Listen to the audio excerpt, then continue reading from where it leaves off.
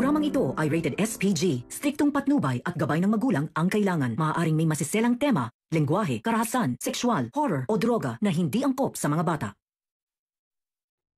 Si Attorney Spanky kaya ang tunay na pumatay kay Attorney Meredith at natatakot lang si Ino na tumistigo dahil may alam si Attorney Spanky sa sikreto ng pamilya De Leon. Alamin natin. Welcome back sa aking channel, mga kaganapan sa Lilet Matias. Dahil na-dismiss na ng korte ang kaso laban kay Lilet, hindi naman makapaniwala si Eira na madidismiss ang kaso na dapat ay si Lilet ang magdudusa. Iniwan na kasi sa ere nitong si Atty. Renan itong si Eira dahil hindi na matiis nitong si Atty. Renan ang pag-uugali nitong si Eira na akala mo ay galit na galit at hindi makontrol ang sarili na magalit dito kay Lilet. Kahit na nga may lumutang ng testigo na hindi si Lilet ang tunay na pumatay sa sarili nilang ina na si Atty. Meredith. Pinagpipilitan pa rin nga nitong si Eira na walang ibang gagawa ng yon kundi itong si Lilet Matias. Dahil si Lilet lang din daw ang may personal na galit dito kay Atty. Meredith at hindi pa rin daw papayag si Eira na makawala ang tunay na sospek sa pagkamatay ni Atty. Meredith at ito nga ay itong si Lilet. Hinayaan na nitong si Atty. Renan kung ano man ang sabihin nitong si Eira. Iniwan ni Atty. Renan si Eira. Kaya lalong mas nainis itong si Eira sa kinikilos nila at bakit si Lilet pa rin ang kinakampihan nilang lahat. Samantalang alam naman daw nilang lahat na si Lilet talaga ang tunay na pumatay kay Atty. Meredith. Kahit ano daw ang gawin nitong si Lilet, ay mas pinapaboran pa rin nila ang maliit at kutong lupa na daw na si Lilet. Kaya galit na galit nga itong si Eira. Ganun nga din itong si Patricia. Galit na galit at nanggagalaiti sa galit itong si Patricia nang malaman na makakalaya na ang pinakaayaw niyang tao sa buong mundo. Ito nga ay si Lilet Matias. Ganun din nga si Patricia.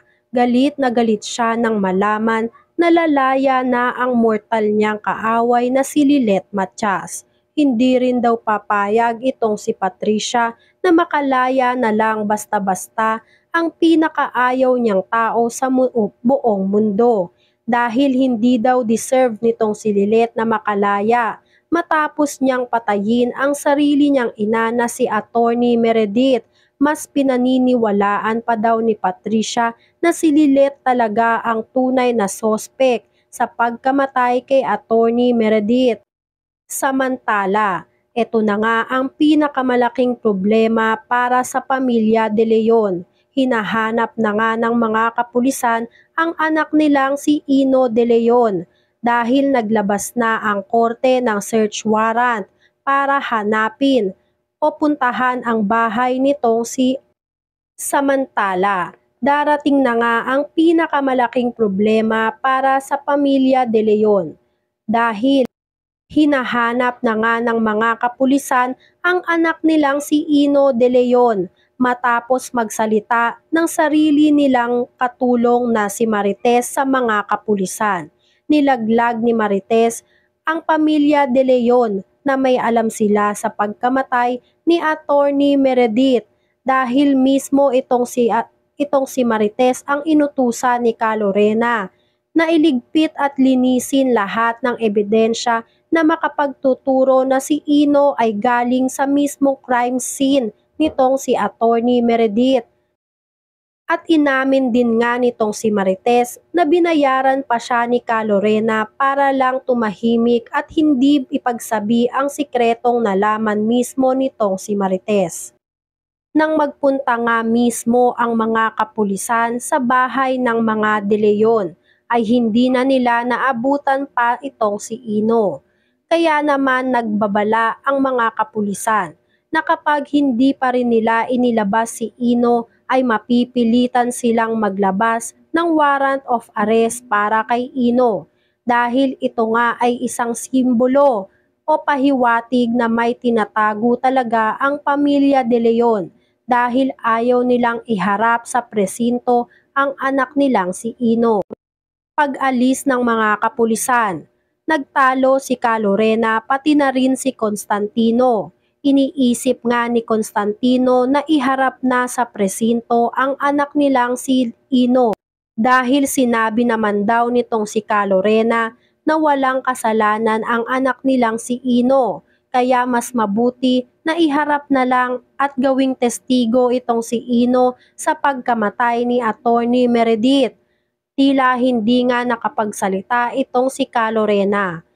Tila may tinatago pa rin ito sa asawa niyang si Constantino. Kaya naman minabuti nitong si Constantino na kausapin mabuti ang asawa niyang si Calorena dahil ramdam na ramdam nga nitong si Constantino na may tinatago pa sa kanya ang asawa niyang si Calorena. At dahil lumabas na ang totoo na si Ino ang tinuturo ng katulong nilang si Marites na may kasalanan at may alam sa pagkamatay ni Attorney Meredith, ay pinuntahan nga ni Eira si Constantino pati na rin si Calorena. Kinausap at diretsang tinanong ni Eira ang pamilya De Leon kung si Ino ba talaga ang tunay na pumatay sa mati niyang si Attorney Meredith. Hindi nakasagot si Calorena. Galit na galit si Eira kay Calorena at Constantino.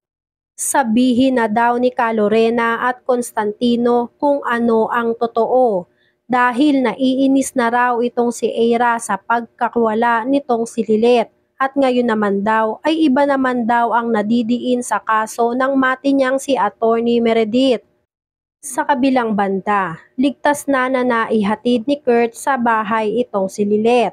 Ngunit pagpasok o bago pumasok si Lilet sa bahay nila ay may biglang sumunggab na isang lalaki kay Lilet. Dito na nagimbal si Lilet nang makita si Ino na tagong-tago ang mukha.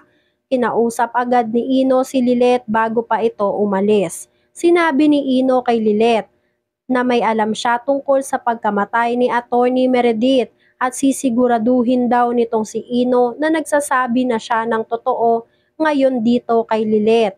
Dito mas lalong nagimbal itong si Lilet dahil sa sinabi ni Ino sa kanya na ngayon lang daw nagsabi ng totoo itong si Ino. Takang-taka nga itong si Lilet at nagtanong kay Ino na bakit ngayon lang daw nagsasabi ng totoo itong si Ino. Ang ibig ba daw sabihin ni Ino ay hindi siya nagsasabi ng totoo nang pinaglaban ni Lilet itong si Ino sa korte. Hindi naman nakasagot itong si Ino at bigla na nga lang umalis itong si Ino.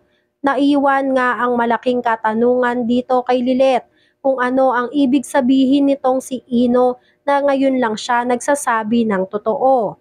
Samantala, wala namang kaalam-alam itong sila Lilet na nagtatago na rin nga itong si Spunky dahil mukhang may kinalaman nga itong si Spunky sa pagkamatay nitong si Attorney Meredith.